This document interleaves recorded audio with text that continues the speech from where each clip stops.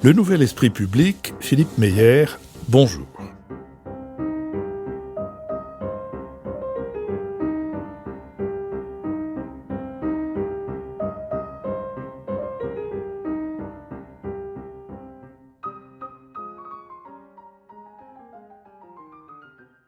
Bonjour, merci de nous avoir rejoints pour ce nouveau Bada de la série Si c'est pour la culture, on a déjà donné. Bada qui me donne l'occasion de recevoir un producteur de cinéma, Philippe Martin. Philippe Martin, bonjour. Bonjour.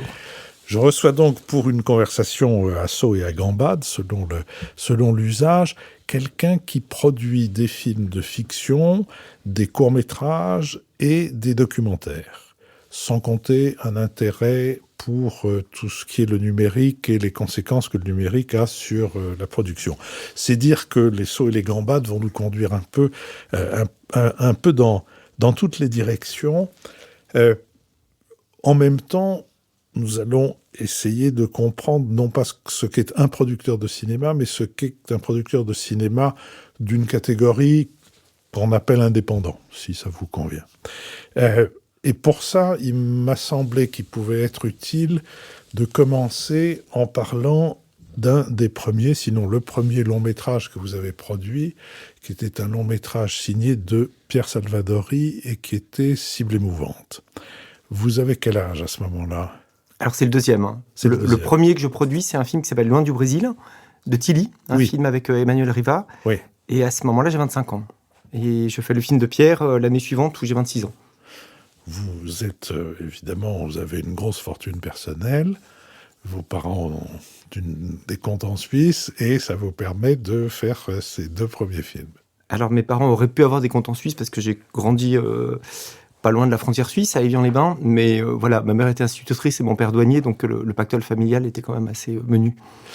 Le budget de ce film de Pierre Salvadori, je parle de film de Pierre Salvadori, quoique comme beaucoup de gens, Tilly soit un nom, beaucoup de gens de ma génération et de la génération d'après, qui disent beaucoup, mais moins que Pierre Salvadori. Et puis ce film, Cible émouvante, avec Jean Rochefort et Guillaume Depardieu, avait rencontré son public. C'était un budget à l'époque, donc c'est des francs, c'est au tout début des années 90, et c'était un budget d'à peu près 13 millions de francs. Qui se situait par rapport à la moyenne des productions. Voilà, c'est vraiment un budget de premier film normal, enfin sans excès, mais voilà, il y avait quand même un peu de casting, il y avait Jean Rochefort, Marie Trintignant, Guillaume Depardieu, mais c'est un film qui n'a pas manqué d'argent, c'est un film qui s'est fait comme il devait se faire. Il vous est arrivé de quelle manière ? Il m'est arrivé parce qu'avant de créer ma société, donc qui s'appelle Les Films Péléas, j'ai travaillé pendant quelques mois, le temps de développer le projet de Tilly, Loin du Brésil, dans une société qui produisait des films institutionnels.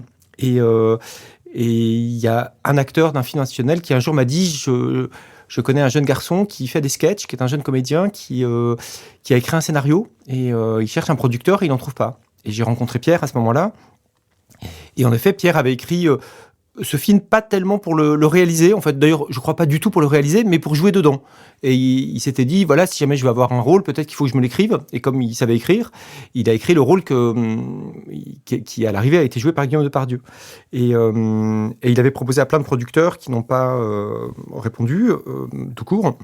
Et ensuite, moi, je lui ai dit, bah voilà, je peux pas tout de suite, j'ai pas encore créé de société, j'ai pas encore produit de film. Mais dès que j'ai lancé mon premier film, le premier jour du tournage de Loin du Brésil, j'ai rappelé Pierre, c'était 1 an et demi après notre rencontre, pour lui demander où il en était. Il m'a dit, ça n'a pas bougé, quoi. J'ai toujours aucun intérêt de producteur.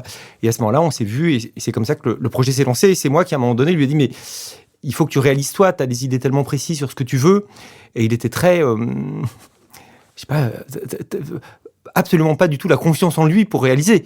Il osait pas du tout s'imaginer réalisateur. Et moi, je l'ai beaucoup motivé en lui disant, si, il faut y aller. Je venais de faire un film avec un garçon qui avait jamais fait de cinéma de sa vie et ça me faisait pas peur de recommencer. Et voilà, j'ai eu raison. Et puis très vite, Pierre a été un réalisateur. C'est-à-dire qu'une fois qu'il a été dans la position du réalisateur, il n'y avait plus aucune hésitation, ou l'hésitation normale, mais en tout cas, la confiance était là. Et depuis, il a réalisé combien de films On vient de faire le 10e. Hein. Oui. Donc, votre intuition n'était pas mauvaise, et la façon dont vous avez imaginé qu'il était capable d'être réalisateur. Mais revenons en arrière, 13 millions de francs. un réalisateur inconnu. Quelques comédiens quand même, à part Guillaume Depardieu, qui était un peu connu, mais pas beaucoup, mais Jean Rochefort et Marie Trintignant, ça doit pouvoir aider.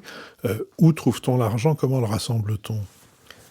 Déjà, on le trouve à un moment assez particulier, c'est-à-dire que c'est le tout début des années 90 qui est un moment... alors, on lui a pas donné de nom, autant le début des années 60, on a trouvé la nouvelle vague pour le définir. Ce moment-là, il n'a pas vraiment de nom, mais c'est un moment passionnant. Parce que c'est un moment d'émergence incroyable. C'est un moment où en 3 ans, on va dire toute fin des années 80, premières années des années 90, apparaissent des metteurs en scène par dizaines, des comédiens, des acteurs.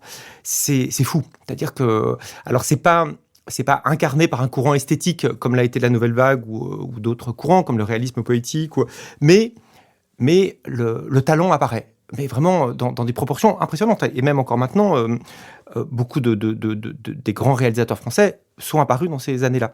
Et donc, il y a une espèce d'embellie qui est incarnée par un producteur qui s'appelle Alain Roca, qui produit coup sur coup Un monde sans pitié et La Discrète.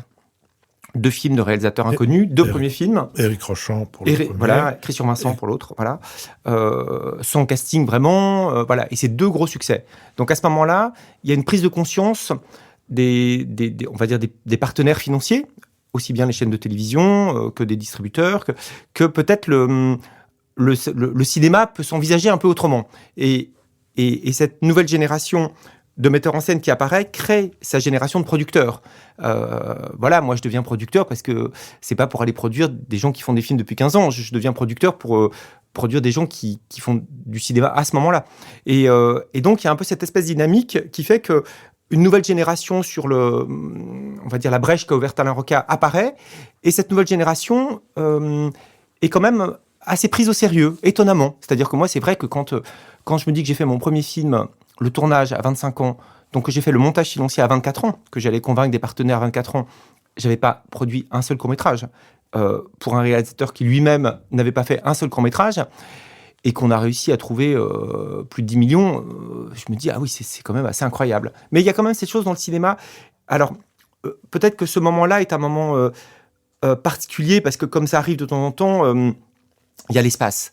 C'est à un moment donné où les producteurs qui sont là, c'est des producteurs très installés, c'est la génération de Alain Sard, Alain Terzian, Claude Berry, Daniel Toscan-du-Plantier, c'est-à-dire c'est vraiment eux qui font cette espèce d'image caricaturale du producteur dont on parle encore maintenant, les grosses voitures, les cigares, tout ça qui n'a plus aucun rapport avec la réalité. Hein. Mais c'est cette génération, à ce moment-là, qui est un peu aux commandes. Et il y a la place pour que des gens jeunes débarquent et qu'on se dise, ah bah oui, ils ont des auteurs intéressants, oui, il y a quelque chose de nouveau qui se passe, et ça peut marcher, puisque 2 premiers films comme ça ont été 2 gros succès. Donc il y a un élan qui fait que, je sais pas comment dire, la confiance circule. Voilà, la confiance circule, et cette confiance permet de faire exister des films. Alors, ceux que j'ai produits, mais des dizaines et des dizaines d'autres. Hein. Et alors, cette chose est toujours vraie maintenant, c'est-à-dire qu'il y a toujours une attention portée, mais même chez la personne qui préachète tous les films français chez Canal+, même dans les chaînes de télévision, même les distributeurs, tout le monde est toujours à l'affût d'où va venir le talent, d'où va venir le jeune cinéaste.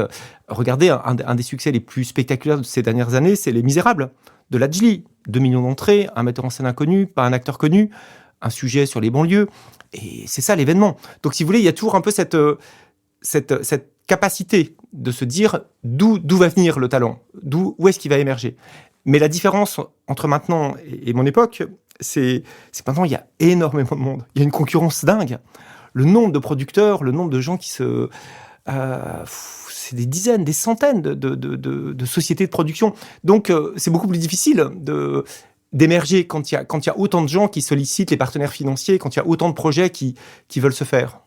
Alors, je reviens sur cette génération de 90 dont vous parlez, les 2 films dont vous avez parlé, celui d'Éric Rochant, Un monde sans pitié, et La Discrète. Et La Discrète. Où est-ce que vous chercheriez aujourd'hui le point qui vous permet de définir ces 2 films-là? Laissons tomber la génération 90, mais qu'est-ce que c'était? C'est la nouveauté des acteurs, c'est, je veux dire, la nouveauté des acteurs, pas seulement en ce qu'ils étaient encore pas très connus, mais en ce qu'ils avaient une façon de jouer qui n'était pas la même que celle de la génération d'avant? Est-ce que c'est l'histoire? Est-ce que c'est, si vous vous interrogez, quel est le bout du fil qu'il faut tirer? Si vous voulez, je pense que ce qui est intéressant dans le cinéma, c'est que c'est un art qui est tellement en prise avec son époque que certaines fois, sans qu'on puisse l'expliquer, sans qu'on l'ait même pressenti, un film résonne incroyablement avec son époque. Voilà. Je pense que c'est vraiment ce qui s'est passé avec Un monde sans pitié. Alors, je l'ai plus vu depuis très longtemps. Je ne saurais pas peut-être aujourd'hui vraiment dire ce qui caractérise ce film. Mais ce que je peux dire, c'est l'événement que ça a été à ce moment-là. C'est-à-dire que tout d'un coup, c'est comme une génération qui se reconnaissait dans des personnages.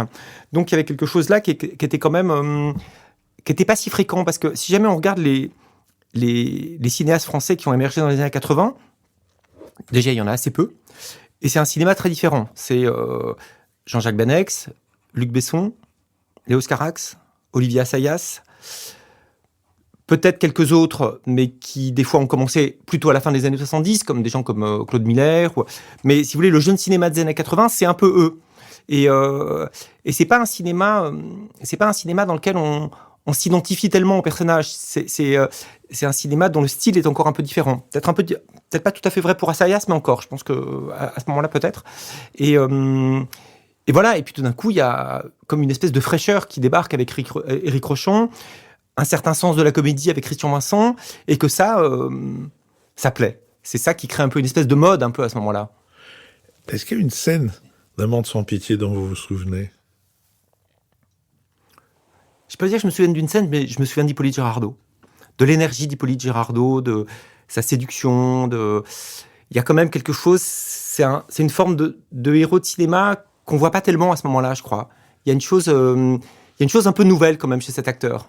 C'est même pas de anti-héros, c'est de contre-héros. Oui, un peu. Ouais, je vous posais la question parce que moi, je me souviens d'une des scènes, c'est celle où il dit on n'y peut rien. Quand il est arrêté par les flics et qu'il est avec cette voiture qui marche pas, il faut rentrer par la fenêtre de la porte arrière. Et où il dit voilà, nous on est des ratés. Et on a l'impression qu'à ce moment-là, ça a été le porte-parole d'une forme d'humour et de connaissance de soi d'une génération qui n'était pas une génération de battants, de gagnants. Mais il faut aussi préciser une chose sur Un monde sans pitié qu'on oublie maintenant, mais qui à l'époque avait beaucoup contribué à la petite légende qui se crée sur ce film, c'est que le film s'était fait envers et contre tous. C'est-à-dire que c'est un film dont le système ne voulait pas. C'est-à-dire que le producteur, Alain Roca, avait eu un mal de chien à trouver des partenaires, et en fait, en gros, les avait quand même pas vraiment trouvés, et était parti, grâce à cette époque-là, les banques avaient un rôle très important dans le cinéma, c'est-à-dire que c'est la banque qui disait le film se fait ou le film se fait pas, et la banque avait dit « Ok, le film se fait, donc on vous suit ». Et à un moment donné, pendant le tournage, elle a changé d'avis. Elle a rejeté l'échec, le producteur a été dans une situation pas possible, le tournage s'est arrêté. Donc, si vous voulez, c'est un succès qui s'est fait alors que tous les gens qui décidaient dans le cinéma avaient dit non, ce film ne doit pas se faire. Voilà. Donc ça avait aussi beaucoup ébranlé tout le monde de se dire ah tiens, ça a défié tout ce qu'on avait imaginé de ce film auquel personne ne croyait. Oui, du coup, ça renvoie sur les décideurs une sorte d'opprobre, ou en tout cas, ça crée le doute. Ça crée le doute, et puis dans une certaine mesure, l'ouverture d'esprit. De se dire, les choses changent et on ne l'avait pas vu. Donc maintenant, comment le voir ? Est-ce que c'est un rêve de producteur, ce cauchemar qui se transforme en rêve ? On se fait rejeter par tout le monde, et puis à la fin, on a eu raison. Et non, c'est pas... Ça peut pas être un rêve de producteur, d'avoir un tournage arrêté... une banque qui rejette l'échec, tout ça, etc. Ça, c'est pas possible. Un rêve de producteur, c'est un film qui marche et qui marque beaucoup, quoi. Voilà, ça c'est un rêve de producteur. Mais c'est bien de vivre des rêves heureux sans être obligé d'être passé par des situations trop éprouvantes. Oui, c'est bien que ce soit quelqu'un d'autre qui ait vécu cette... Et puis maintenant, je vais vous dire un truc, ça n'arrive plus. Le système est ainsi fait que... un film se fait quand il est à peu près financé. Mais une banque qui dit voilà, moi je me souviens à ce moment-là, vous aviez un montage financier, vous disiez bah voilà, je vais avoir tant d'un tel, peut-être ça, et la banque vous disait ok, on y va. Mais dans les 4 que je viens de nommer, il y en avait 2, c'était des peut-être. Voilà. Et aujourd'hui, votre argent est débloqué pour faire le film. par les organismes de crédit, tout ça, qu'à partir du moment où vous avez que des choses sûres. Donc la situation d'un film qui dérape est encore possible, mais c'est quand même exceptionnel. C'est beaucoup moins fréquent qu'à l'époque. À l'époque, combien de producteurs se retrouvaient dans des situations quand même parfois dramatiques, comme me disait un producteur important à ce moment-là, Humbert Balzan, il disait on déposait le bilan. On déposait le bilan parce que c'était trop compliqué sur un film, on l'avait mal financé, puis on crée une autre société, puis c'était un peu la seule solution pour continuer à produire. Aujourd'hui, les dépôts de bilan dans la production sont exceptionnels. Hein. Alors vous avez dit, autrefois, les banques étaient un acteur de premier rang. Elles ne le sont plus. Qui sont les acteurs de premier rang aujourd'hui ? Aujourd'hui, quand vous montez un film, on va dire que les partenaires, c'est donc quand même Canal+, on en parle beaucoup, mais c'est vrai, hein, Canal+ investit énormément d'argent dans le cinéma français. Les chaînes de télévision, sur les films que je produis, plutôt les films d'auteur, on va dire Arte, France 2, France 3, TF1, M6 étant obligés aussi d'investir. Hein. Tout ça repose sur des obligations faites aux chaînes de télévision. Tout ça date des initiatives de langue au milieu des années 80. Et vous avez ensuite des opérateurs tout à fait privés, les distributeurs, les exportateurs qui sont fondamentaux. C'est-à-dire que vous n'allez pas avoir un partenaire comme une chaîne de télévision si vous n'avez pas déjà un partenaire privé engagé sur le film. Ensuite, vous avez des régions, des coproductions étrangères, l'avance sur recette, qui est avec certaines aides des régions la seule forme de subvention, même si quand un film marche, on rembourse l'avance sur recette. Mais on va dire, quand on dit que le cinéma français est subventionné, c'est vraiment un abus de langage. C'est-à-dire que le cinéma français est encadré. Ce qui est assez différent. C'est-à-dire que des partenaires, des institutions sont obligées d'investir dans le cinéma français. Mais elles investissent leur argent. Si demain, vous retirez les obligations faites aux chaînes de télévision d'investir dans le cinéma, elles investiront dans autre chose. Ce n'est pas de l'argent qui va revenir à la culture. Pas du tout. Et il y a les Sofica, qui est un système de défiscalisation. Voilà, donc tout ça compose une espèce de monde, d'interlocuteurs que vous allez voir, et pour chaque film, vous essayez de trouver la bonne personne, le bon distributeur d'un film. Voilà, moi, il y a des distributeurs avec lesquels j'aime beaucoup travailler, mais j'irai en voir un autre pour un autre type de film. Donc, à chaque fois, on fait un peu son chemin au milieu de tous ces partenaires. Sur le financement du cinéma, il faut peut-être rappeler le système de taxation qui fait que le cinéma américain contribue au financement. Oui, alors, si on fait une petite parenthèse sur l'exception incroyable française, qui est une exception, on sait depuis très longtemps que c'est une exception, on le sait encore plus aujourd'hui. On dit les films français ne marchent pas très bien, etc. Mais le cinéma français se porte tellement mieux en ce moment, après le Covid, que le cinéma d'auteur dans presque tous les autres pays du monde. Donc cette exception française, elle vient d'un principe qui est une taxe qu'on appelle la TSA, qui est d'environ 12%, qui est appliquée sur tous les tickets, films français comme films américains, et qui alimente le budget du CNC. Voilà, donc c'est vraiment le nerf absolu du cinéma français. Et cet argent est ensuite redistribué en fonction de... Alors, il y a ce qu'on appelle les aides sélectives, comme l'avance sur recette, tout ça. Et puis, il y a aussi ce qu'on appelle, c'est un tout petit peu technique, mais c'est intéressant aussi, le fonds de soutien. C'est-à-dire, c'est comme une espèce d'épargne que chaque producteur ou distributeur a au CNC, et qui augmente au fur et à mesure que son film marche. Donc c'est une autre recette que la recette salle ou la recette des ventes à l'étranger. Et en fait, c'est de l'argent qui ne peut que réinvestir dans un autre film. C'est pas de l'argent qu'il peut prendre pour faire un autre usage que de produire des films. Voilà. Et ça, c'est vraiment quelque chose qui tient le cinéma français. Beaucoup de producteurs, comme moi, ou de distributeurs, tiennent grâce à cette redistribution de cette taxe, et qui est une redistribution qui se fait quand même... en fonction du succès que vous avez. C'est pas que si votre film ne marche pas, mais vous n'avez rien. Oui, c'est pas parce que vous connaissez le patron de ceci ou le directeur de cela. Alors, vous avez fait un panorama de la galaxie des gens qui interviennent dans le financement d'un film.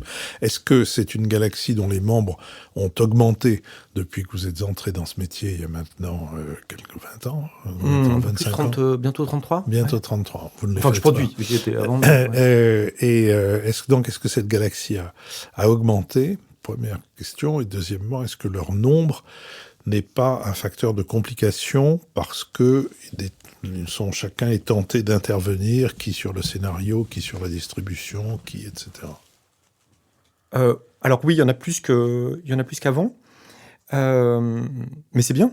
C'est-à-dire que ça permet d'avoir plus de choix dans les interlocuteurs, hein, ce qui voilà, si aujourd'hui vous voulez produire une série, vous allez voir 3 plateformes et 2 chaînes de télévision. C'est-à-dire que alors déjà, il y a les plateformes, avant elles n'existaient pas, mais le nombre d'interlocuteurs c'est une main.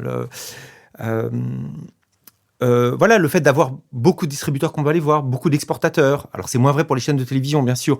Mais voilà, plusieurs régions, tout ça, oui, c'est bien, c'est vertueux, non, c'est une bonne chose. Après, la question de gens qui interviendraient trop, elle est beaucoup moins... elle n'est pas très fondée. C'est-à-dire que, étonnamment, moi, quand je produis un film, personne ne s'en mêle. C'est-à-dire que je propose un scénario à des partenaires, ils disent oui ou ils disent non. À partir du moment où ils disent oui, souvent ces partenaires peuvent avoir une chose à dire que je vais écouter, parce que souvent ces partenaires, je les choisis parce que j'ai confiance dans leur travail, dans leur point de vue. Donc ils vont me dire des choses sur le scénario, et des fois je suis bien content qu'ils me le disent, et ça peut être utile. Ils vont voir le film au montage, pareil, au montage ils vont peut-être me dire des choses, voilà, et je les écouterai.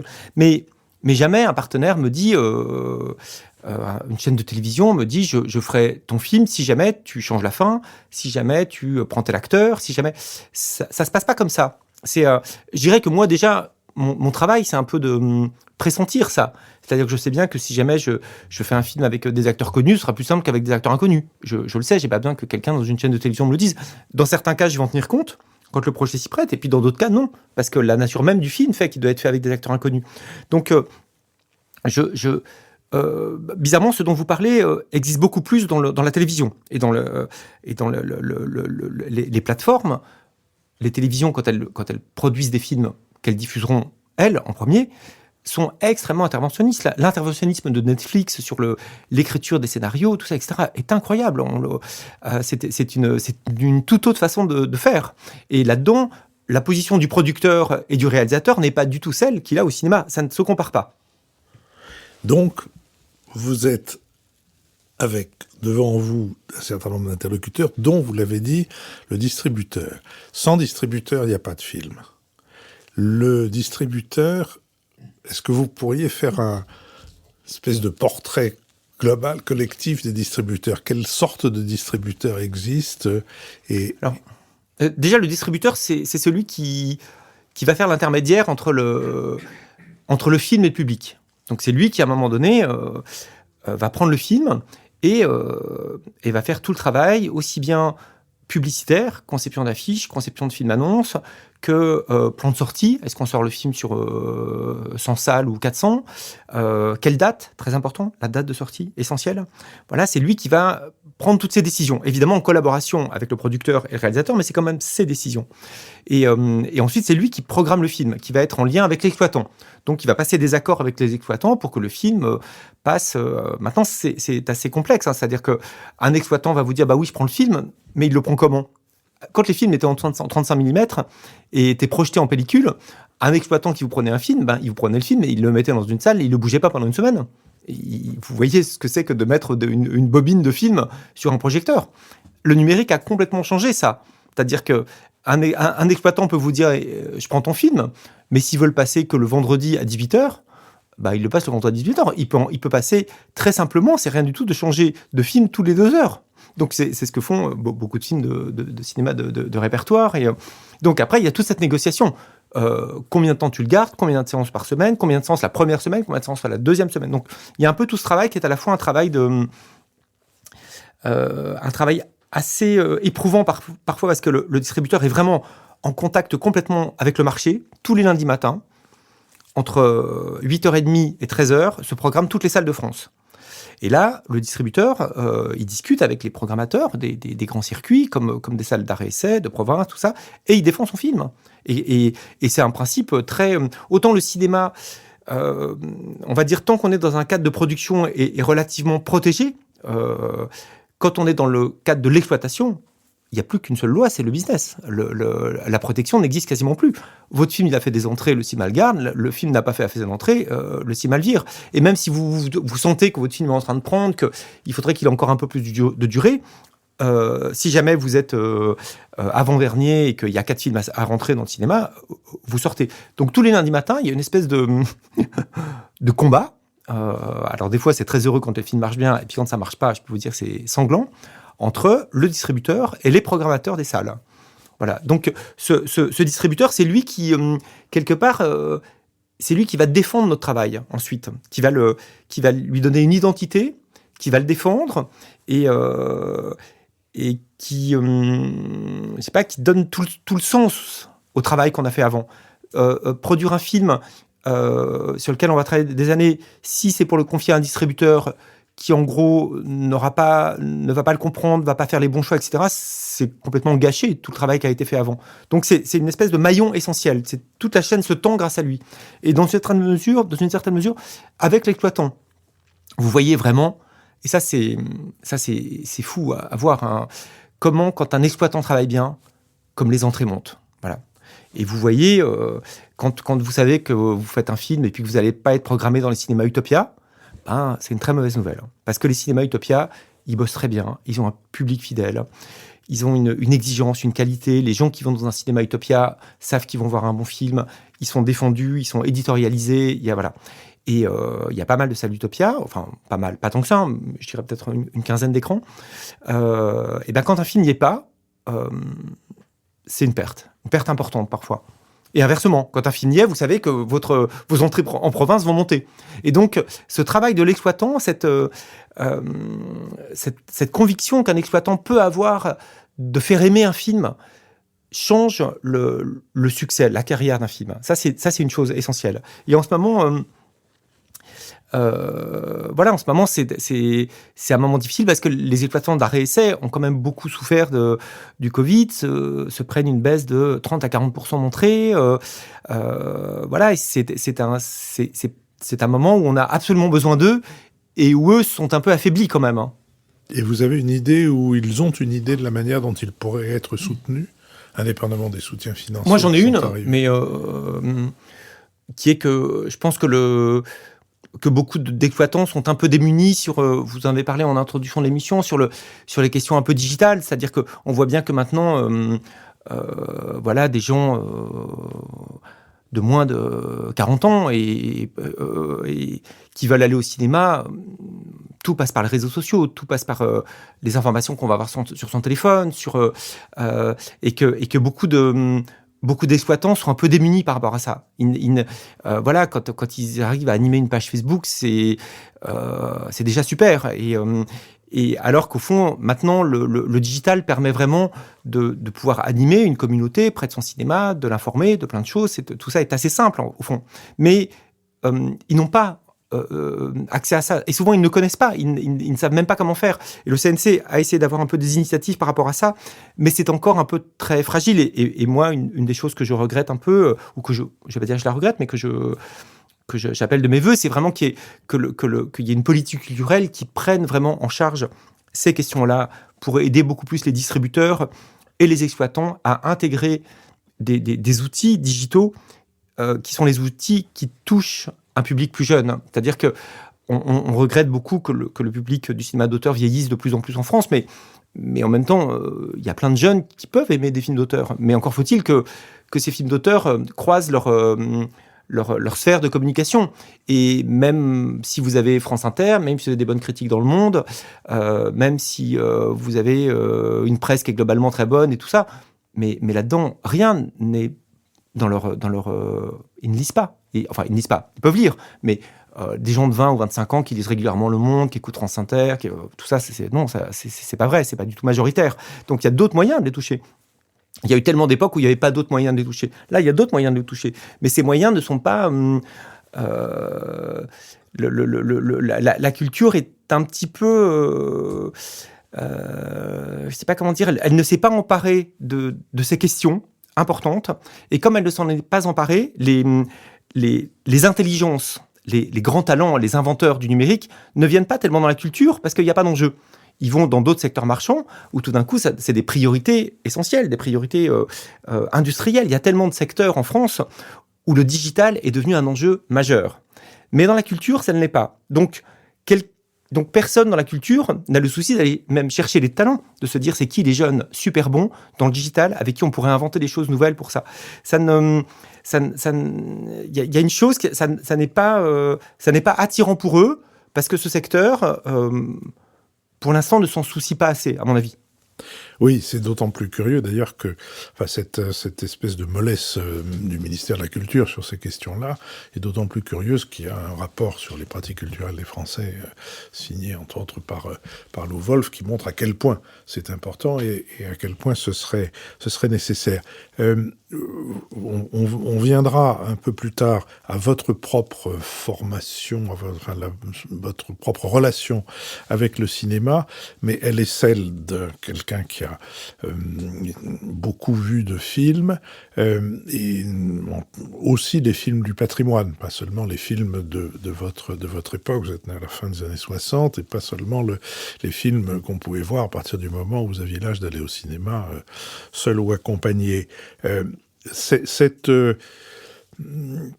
accès au patrimoine, ou plutôt cette capacité à s'intéresser au patrimoine et au fond à ce qui est en noir et blanc, est-ce que vous avez l'impression que ça fait barrière ou qu'il faudrait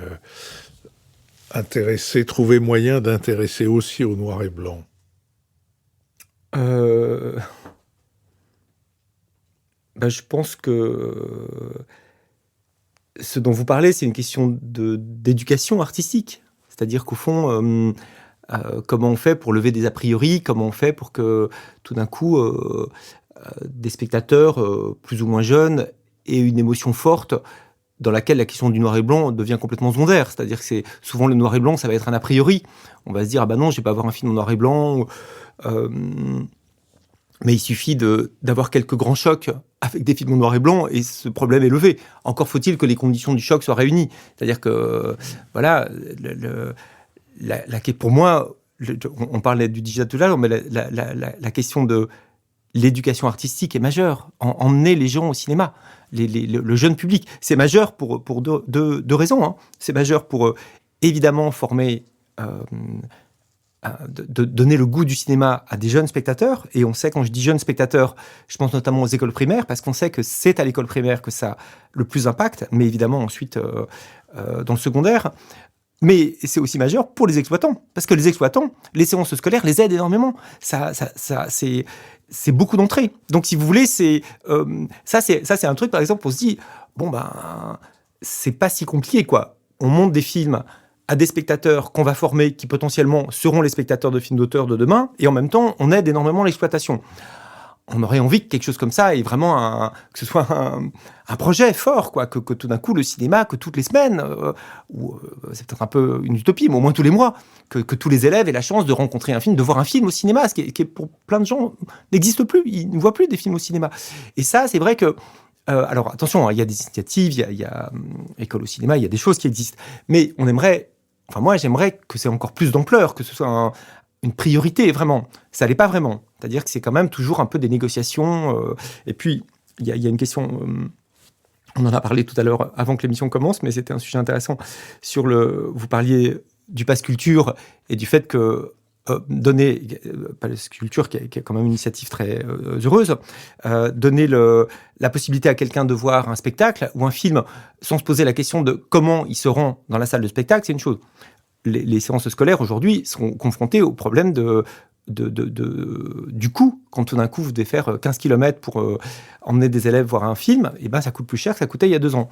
Et donc, ça, c'est un problème. Et ce problème, pour l'instant, n'est pas résolu. Et il y a des exploitants, moi, qui me disaient, on supprime des séances scolaires parce que les écoles n'ont plus les moyens de payer les transports. Et sur la projection dans les lycées et les collèges d'un film par semaine, ça n'est pas tant une utopie. Enfin, j'ai connu ça toute ma vie de pensionnaire, où il y avait une fois par semaine un film, et c'était un film qui méritait d'être projeté. C'était pas simplement un film pour distraire les pensionnaires. Philippe Martin, il y a une conclusion qui provisoire, mais de cet entretien, c'est que producteur, c'est pas sur le plateau que ça se passe. C'est avant et après, mais on verra d'ailleurs l'après. Là, on a beaucoup parlé de l'avant, mais ce que je vous propose, c'est que nous marquions un premier arrêt pour nous intéresser prochainement, d'une part à cet après, et d'autre part à ce qui a été votre propre parcours de spectateur.